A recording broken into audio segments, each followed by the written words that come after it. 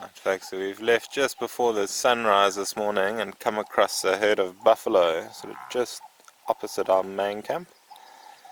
Having buffalo around is always exciting because the lions follow very soon afterward.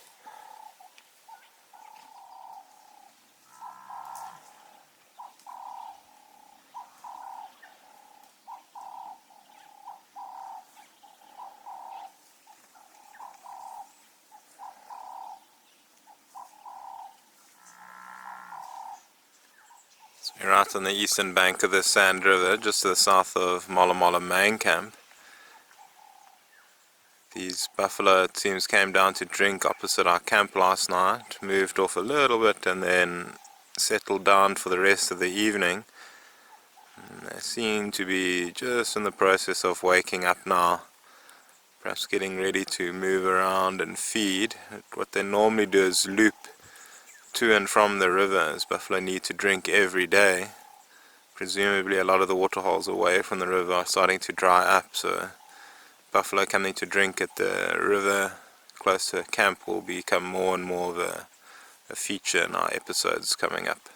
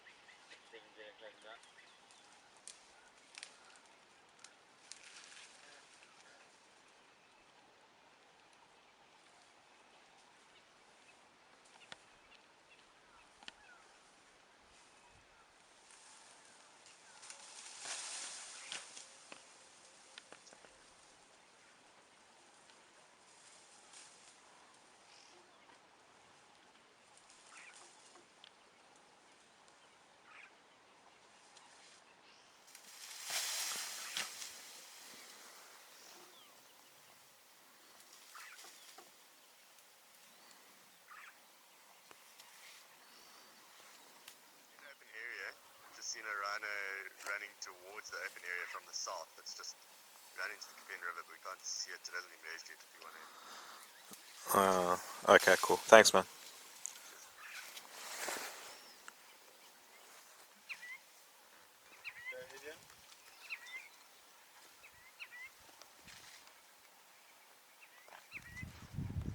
Morning everyone.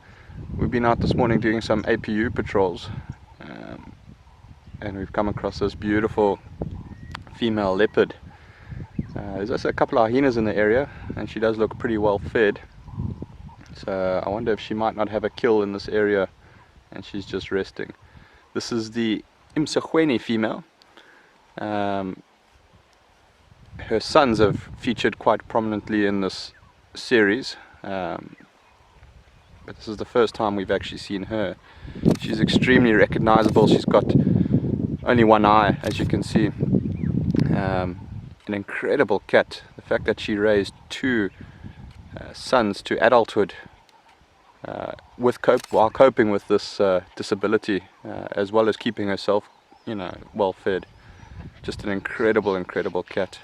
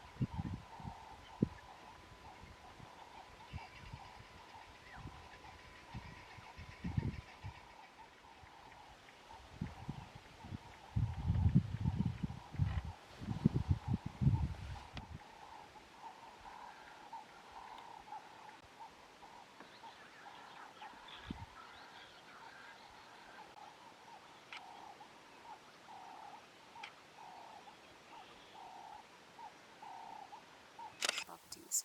So that's why royalty would live longer than the normal people that have silver in the ground.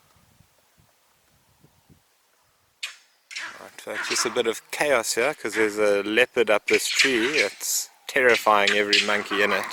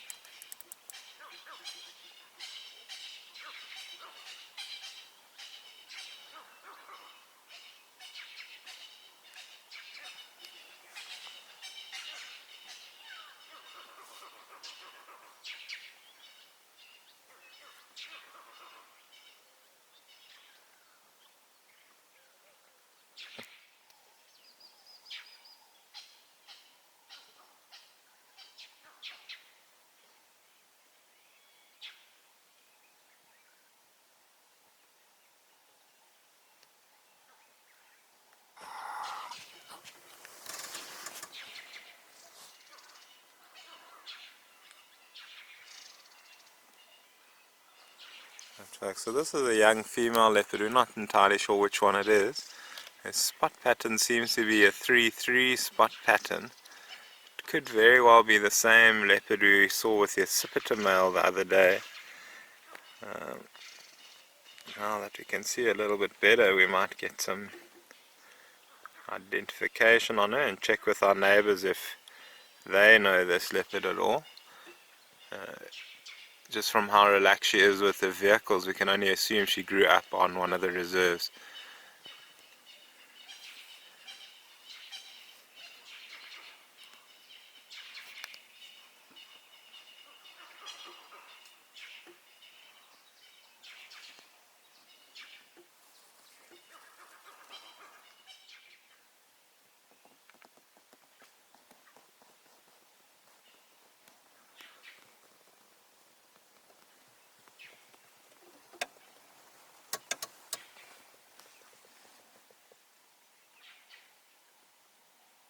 This is the island female's territory.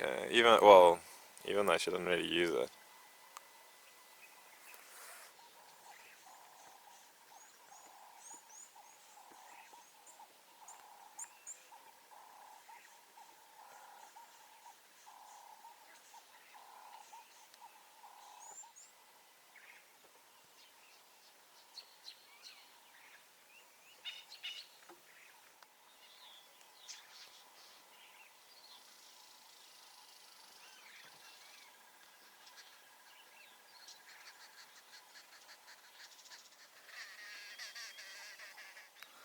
Right, I just managed to see a tail flicking around in the grass there. There's a head popping out. So the river here is fairly wide. Not sure if she'll be able to get across it. She could also be looking for animals to hunt in these reeds, like little bushbuck and some of the water birds, and then we get another large rodent called a cane rat. Not too many of them around, but where she is a type of place that you would find them.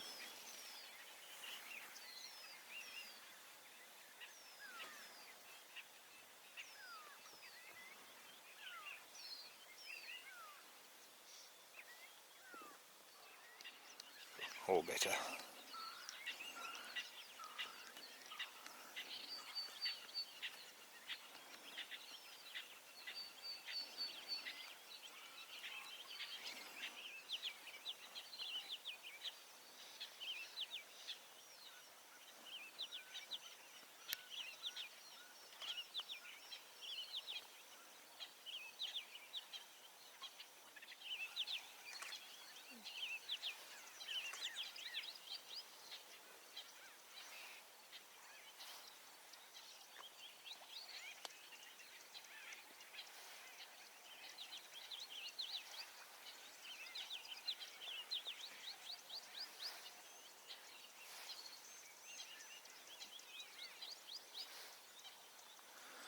I'm not sure if she's seen something or not, but she's pretty much walked out of the island female's territory and is now in the territory of the Nkaveni female.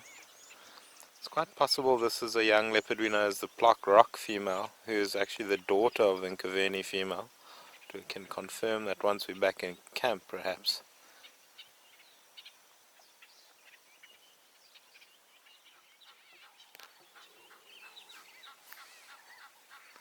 So folks, the growling you can hear in the background is Robin's stomach.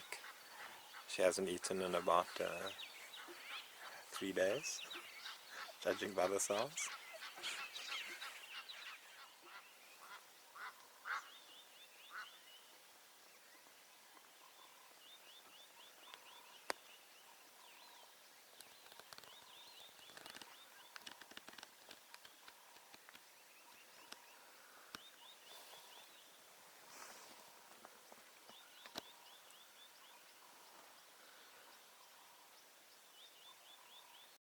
This afternoon, Liam and I have found ourselves in a vehicle together, and just outside of camp we had to stop for a bull elephant in our path, and we could hear some impalas alarm calling quite a ways off. So we made our way up to Piccadilly Pans, which is a pretty productive area, and we found the herd of impala that were grouped quite close together. And that can be indicative of a sign that a predator's been in the area, namely a leopard, where the animals will group together. Normally they'll all alarm call at the leopard, and generally what the leopard will do is, if it's been seen, will move away as quickly as possible. But unfortunately for the impala, one of them didn't make it out alive. So what we actually did, because we didn't see the leopard, we were going to just look around the area a little bit more, and because they weren't alarm calling, we couldn't really get a distance or a direction where the leopard was. So we're just going to look at the sort of the bush line next to the pans, and that's when we found or saw the Piccadilly female, and she was dragging one of the impalas towards a shady spot.